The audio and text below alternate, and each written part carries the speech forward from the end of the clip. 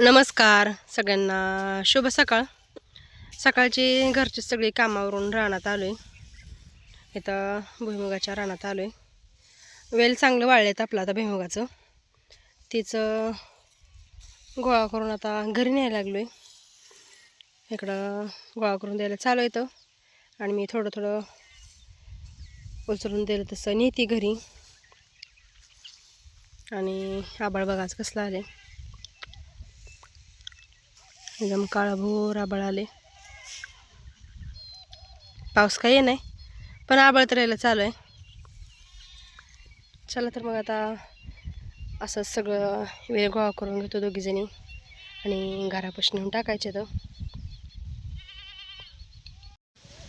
इथं घरापाशी नारळाच्या झाडापाशी आणून टाकते वेल. मी इथं थोडंसं काळं पडलं ते वेल, पण खाते ते गुरं. ही वाळताना पावसाची थोडी थोडी चिरचिर यायची, त्याच्यामुळे थोडंसं काळं पडले ते. आणि जसं मी वेल आणायला चालू केले ते तसं शेळ्या ओरडते ते. सकाळी ह्यांना पोटभर वैरण टाकलेली आहे, पण माणूस रानात गेलं की चालूच असतं ह्यांचं ओरडायला. इकडं वाटेला ठणठणीची झाडं आहे ती, आणि ठणठणीच्या झाडाला चांगली फुलं आली. ती गच्च भरली ती झाडं फुलांनी. प्रत्येक भागानुसार ह्याची नाव असते ती. आमच्या इकडे ह्याला टणटण किंवा ठणठणी असं काय तर म्हणते ती. हे झाड तर बघा किती गच्च भरले फुलांनी. जवळनं दाखवते फुलं.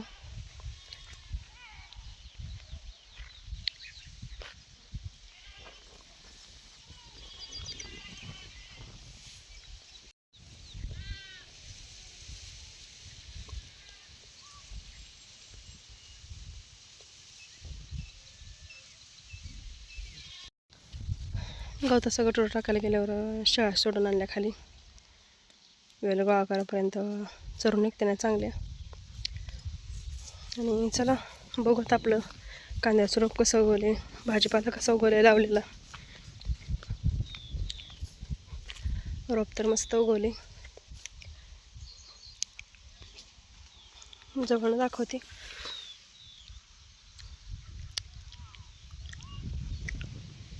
अजून बारक आहे पण चांगलं उगवले. आणि इकडं आपला भाजीपाला लावलेला. इथे ही भेंडी लावली, देशी भेंडी आहे बघा. ह्याचे पानं, सॉरी पानं नाही, देठ बघा कसं लाल येतं. इथनं जी लावायला सुरुवात केली ती भेंडी, ती इकडंपर्यंत लावली. शेपा उगवती, अजून शेपा नाही उगवली. मेथी उगवली चांगली. आणि इकडं खालच्या कडेला चुका आणि बाकीचे सगळं धणे लावलं होतं. हे चुका आहे.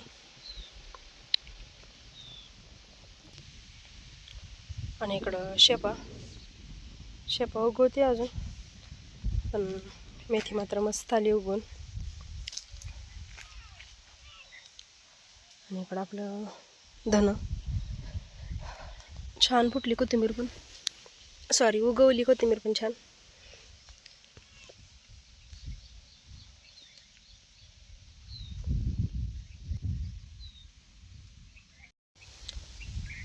चांगलं उगून आलं आहे सगळाच भाजीपाला. आणि इथं कुठं कुठं मुळं पण लावलं होतं. आता श्रावणात काय येणार नाही तर खायला, उशीर झाला लावायला, पण नंतर तर होते ना खायला. गवत पण आले भरपूर सगळ्यात.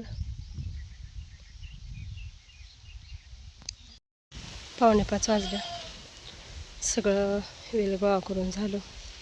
भरपूर वेल निघले. तर 5:45 वाजले त्या. आणि आता मी गुरांना वैरण काढायला चालली. शेळ्यांना गुरांना दोन्हीने पण काढायची. हे कडला जी मोठं आहे गिनिगून ते काढायचं गाईला आणि म्हशीला. आणि हे बारकं कवळं शेळ्यांना काढायचं. हे कापायला वेळ आणलाय. आणि कडचं काढायचं हाताने. हात हेच आहे. चला घेते वैरण काढून.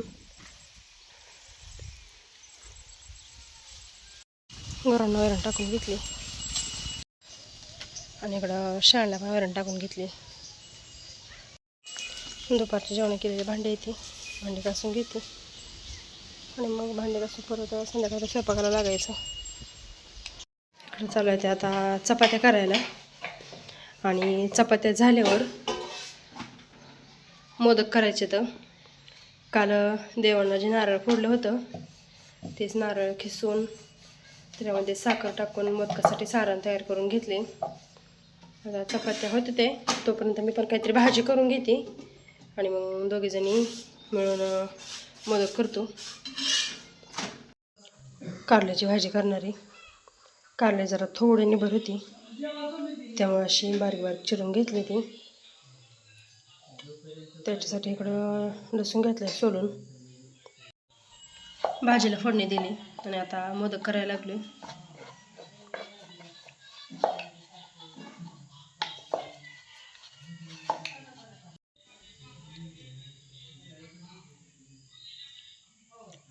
छोटासा नैवेद्य लाटून घेतला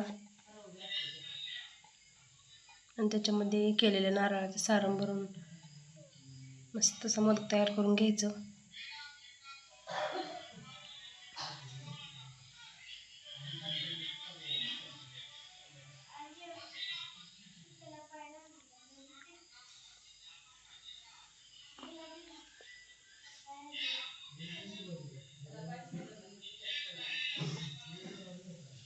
चला असंच सगळ्या सारणाचं मोदक करून घेऊ. मोदक करून झालं सगळं. आता तळून घ्यायचं, बारीक गॅसवर तळून घ्यायचं म्हणजे व्यवस्थित चांगलं तळतं.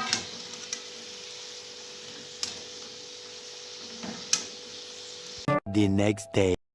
नमस्कार सगळ्यांना, शुभ सकाळ. सकाळच्या 7 वाजलेल्या त्या. सूर्य उगवून वरी आलेला आहे पण आभाळ आहे त्याच्यामुळं काही दिसत नाही. इकडं आता मी किचनमध्ये आली स्वयंपाक करायला. पहिल्यांदा किचन कटा सगळा स्वच्छ धुवून घेते. पोरांच्या डब्यासाठी इकडं कोबीची भाजी टाकली, सगळ्यांसाठीच केली. मोठी गड्डी होती कोबीची. पातळ भाजी करणारे मटकीची डाळाची आमटी. एक कांदा चिरून घेतला मोठा आणि इकडं वाटण करून घेतले कोथिंबीर लसूण आणि खोबऱ्याचं.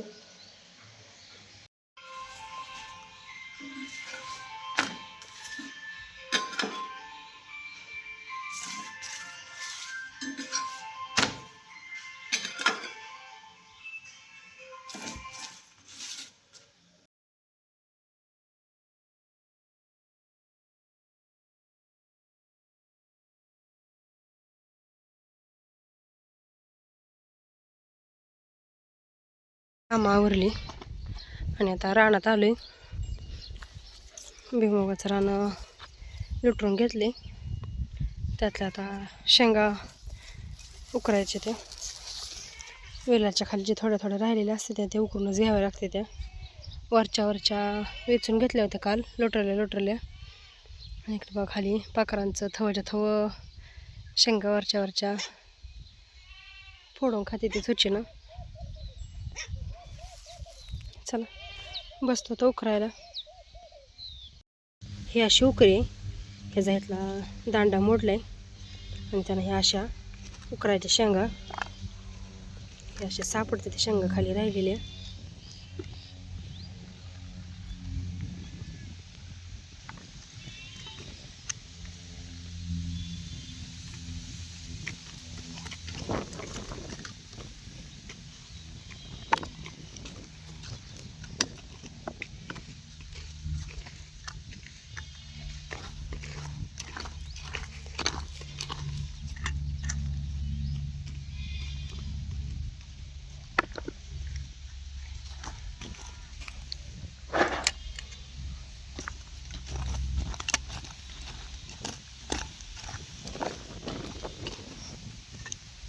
भरपूर रान उकरा होता बाई. खाली खाली शेंग सापडते. जास्त काही शेंगा राहिलेले नाही ते खाली, पण तेवढंच तरी. अशी पाटी घेतली, पाटीमध्ये टाकायच्या इचून.